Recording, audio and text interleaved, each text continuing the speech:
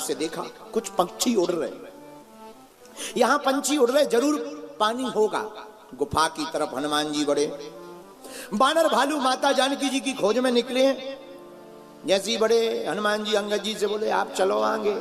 अंगद जी बोले गुफा में हम आगे नहीं हो सकते। हनुमान जी बोले क्यों? बोले गुफा हमारे खानदान के लिए खराब है। अंगद जी बोले गुफा हमारे खानदान के लिए खराब है। हनुमान जी बोले क्यों खराब है? बोले हमारे पिताजी की और चाचा जी की लड़ाई ये गुफा के ही अंतर्गत हुई है, इसलिए हम पीछे थे। हनुमान जी आगे आगे गुफा की तरफ बढ़े। देखे जाए उपवन बर सर विकसित बहुकंज, मंदिरे की रुचिरत बैठी नारी तप कुंज। रास्ते में एक स्त्री को देखा। कौन हो तुम? हम तो तपस्विनी हैं, तुम बताओ तुम कौन हो? हनुमान जी ने कहा हम राम जी के बंदर हैं, राम जी के सब सेवक हैं, सीता जी की खोज में निकले। मिली सीता जी? अभी तक नहीं मिली। तो बड़ा प्यारा उपदेश यहां पर उस नारी ने दिया। हे हनुमान जी, आंखें फाड़ फाड़ करके अगर जानकी जी का खोज करोगे तो नहीं मिलेगी। बोले फिर? बोले अगर माता जानकी जी को पाना है आंख खोलकर नहीं, आंख बंद करके धरी ध्यान में माता जानकी जी की खबर मिलेगी। क्यों? भक्ति ध्यान से ही प्राप्त होती है। भक्ति को पाना है ध्यान से देखो। जो आज्ञा, आह कितना अच्छा संकेत है। हम लोग बाहर से देखना चाहते, साधक कहता है भैया भगवान दिखाई तो पड़े, पर कब? जब नैन गुरु के जैसे हो जाए, गुरु की दृष्टि से परमात्मा दिखाई पड़ते।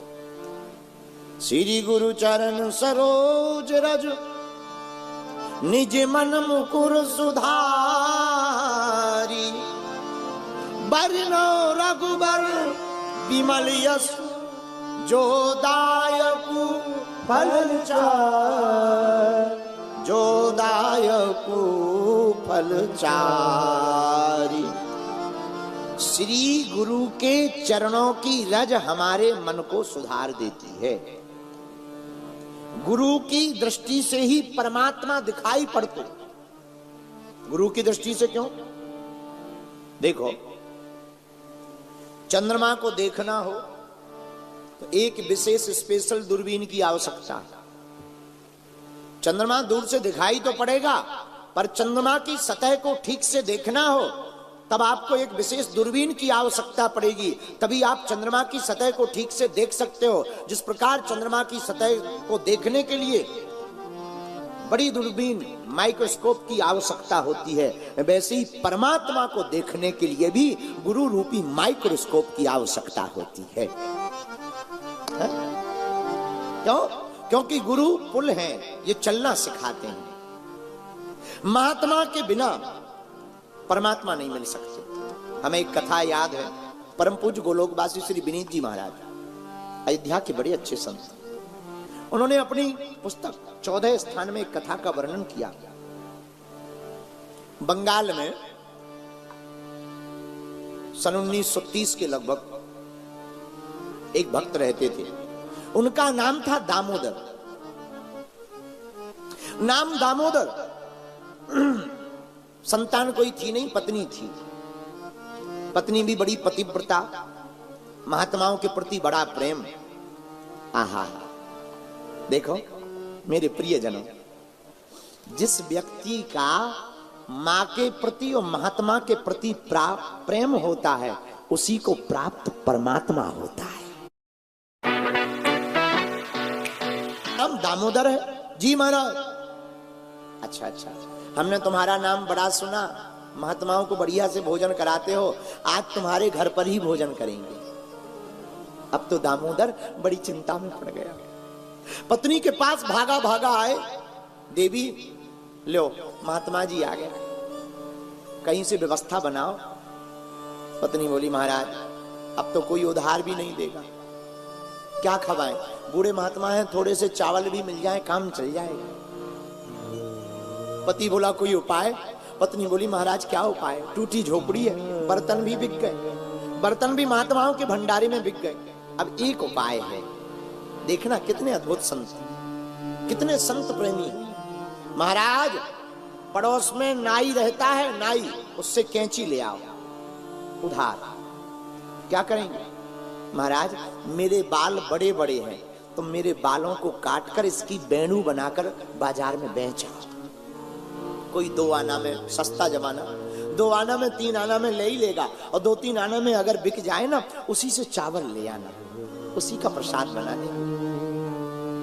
पति ने बहुत समझाया, ना ना ऐसा नहीं करना है, स्त्रियों की शोभा बालों से होती है, उसको काट देंगे, विचित्र लगोगी, अब सगुन होगा। हाथ जोड़कर पत्नी बोली, महाराज क्या सगुन, क्या आप सगुन? महात्मा अगर भूखा चला जाएगा तो ये भी तो बड़ा आप सगुन ही है ना, पाप लगेगा। पत्नी के भाव को देख करके दामोदर जी पिघल गए। कैंची को नाई के घर से लाकर बीच के बालों को काट दिया, ले आए, लाकर के बेणु बनाया। 3 आने में वह बालों की बेणु बिकी। चावल लिया, सोचा बूढ़े महात्मा है, इतने में ही पालेंगे। दिन में बढ़िया चावल प्रसाद बनवाया, महात्मा ने पा लिया, और जैसे ही पाया सोई बोले, भक्तराज बड़ा आनंद आ गया प्रसाद में, अब तो हम कल जाएंगे, आज रात यही विश्राम करेंगे और रात को भी थोड़ा सा प्रसाद पाएंगे। अब तो दामोदर दास जी बड़े रोने लगे। पत्नी से बोले, अब महाराज जी रात रोकेंगे, जाएंगे ही नहीं, अब रात को कहां से भोजन लाएंगे? पत्नी ने कहा, महाराज आगे आगे के कुछ बाल रह गए, वो काट के और बेच दो।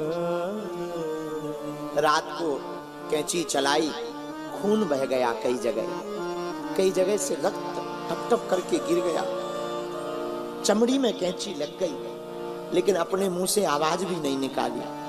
पति बालों को बेच करके चावल ले आए, पत्नी ने सफेद कपड़ा अपने सिर पर बांध लिया, खून से लथपथ, लेकिन आंखों से आंसू को पोंछा, फिर से प्रसाद बनाया। प्रसाद बनाकर महात्मा को पवाया, और पवा करके जब रात हो गई तो महात्मा के चरण बड़े श्रद्धा पूर्वक दोनों दंपति पति पत्नी दबाने लगे। महात्मा ने भाव देखा, चरण दबाते दबाते दोनों सो गए। भूखे तो थे, कुछ खाया तो था नहीं। दोनों दंपति जब सो गए और महात्मा ने देखा खून से लथपथ कपड़ा सिर से निकल गया शयन में।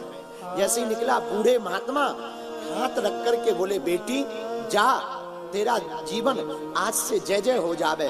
जिस प्रकार तूने अपने केस निकाल कर इस महात्मा के पेट को भरा है, जा परमात्मा तेरे पेट को भरेगा। और रात को ही वो महात्मा चले गए। महाराज रात को वो महात्मा जैसे ही निकले, और ऐसी ठाकुर जी की अनुकंपा हुई, हम आपको सत्य घटना बता रहे हैं, ऐसी अनुकंपा भगवान की हुई कि जैसी प्रातः काल स्नान करने के लिए श्री दामोदर महाराज जी की धर्म पत्नी गई, और सिर पर जैसे ही हाथ लगाया, तत्क्षण 9 कंचन केस, बड़े घुंघराले बाल, बड़े बड़े सुताही उग आए हैं। देख करके गदगद हो गए। भागी भागी आई, महाराज महाराज देखो हमारे केस वापस आ गए, हमारे केस वापस आ गए। पति बोला, अरे देवी तुम केस की बात करती हो, महात्मा चले गए, लेकिन महात्मा के स्थान पर कुछ रखा हुआ है। देखा तो हीरा और जवाहरात से भरा हुआ पूरा स्थान लदा। दोनों पति पत्नी रोने लगे कि वो महात्मा कोई और नहीं, साक्षात ठाकुर जी ही हमारे घर पर आए हुए थे। मेरे प्रियजन, हमारी आत्मा, इस सत्य घटना के द्वारा हम आपको यह बताना चाहते हैं कि जो महात्मा के बताए हुए रास्ते पर चलते हैं, उन्हीं को परमात्मा प्राप्त हो जाते हैं। हनुमान जी के बताए रास्ते पर वानर चले, जानकी माता की खोज का रास्ता मिला।